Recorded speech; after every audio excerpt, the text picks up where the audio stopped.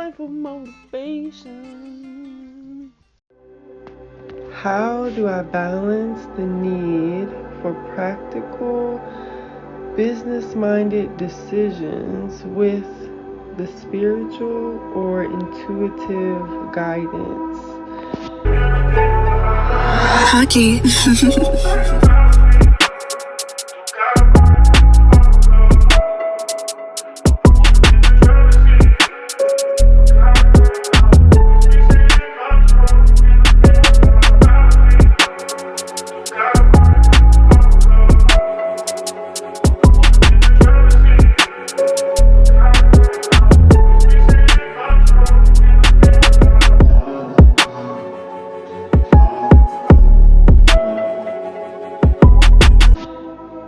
In this question, you refer to Oshun, but my answer to it will be out of the boundaries of Oshun.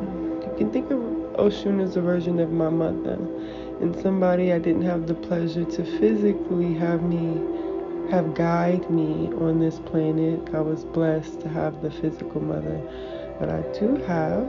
However, Goddess Oshun is me and I am her. So I'm just coming into the realization of that connection in my 30s, even though I felt it in my 20s.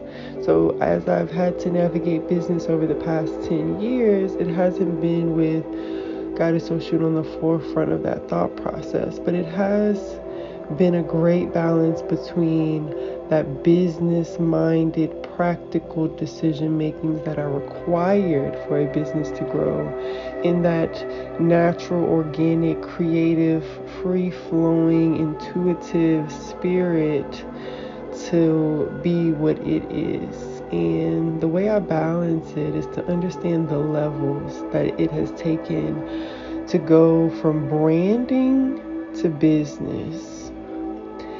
And I think as a people, we need to know how to legitimize ourselves when we begin that branding process, but not to allow that to hold us back in planting the seed to the creation that we see in full form manifestation when it's in its true, divine, and abundant self, pouring in wealth and allowing us to live in our passions and our purpose.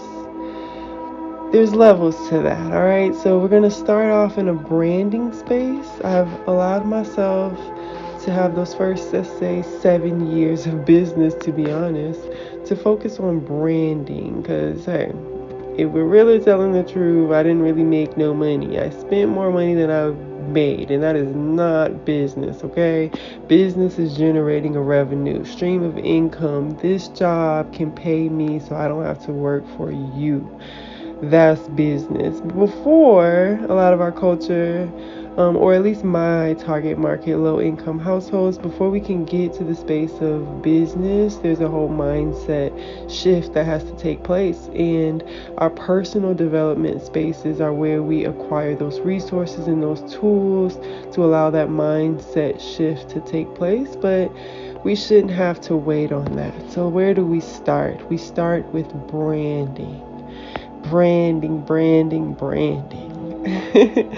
It will definitely help you to define your business. It will help you to continue to stimulate that creative side of your business if you don't allow it to burn you out or make you too stressed. But again, that's tapping back into those personal development resources, which I offer with my brand ambassadors at slickrelaxfit.com. $25 monthly subscription. We work on work-life balance, personal, professional growth and development. And not only do I aid in the business space, we aid in the personal space. So allowing yourself to explore in that branding part of your business development. Let yourself be free flowy there. Let yourself be led by intuition and spirit there. Allow the ideas to come and go. Take what you like and release what you don't. But I suggest during that branding segment, get your LLC, get a business bank account, and get what you need, a business phone number, business email, a website. Start the process of setting those things up, a business plan. Do not underestimate the value of a business plan, especially if you are a 501c3. Okay?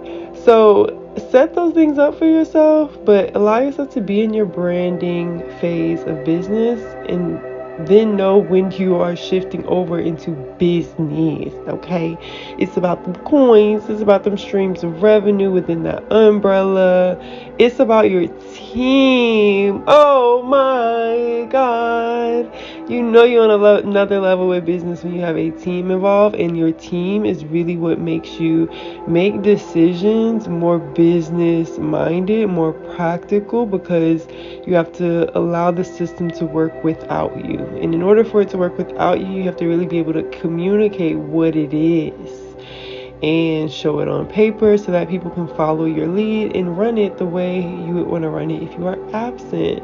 So that in its own, wanting to protect those people that are enforcing your business, wanting to be able to provide for them and teach them how to provide for themselves, wanting to be able to expand the business, all those things play a major part in making sure that when it's time to make practical business-minded decisions, I'm able to do so. But none of that would be possible if I did not allow spirit and my intuition to first guide me into what this vision is today.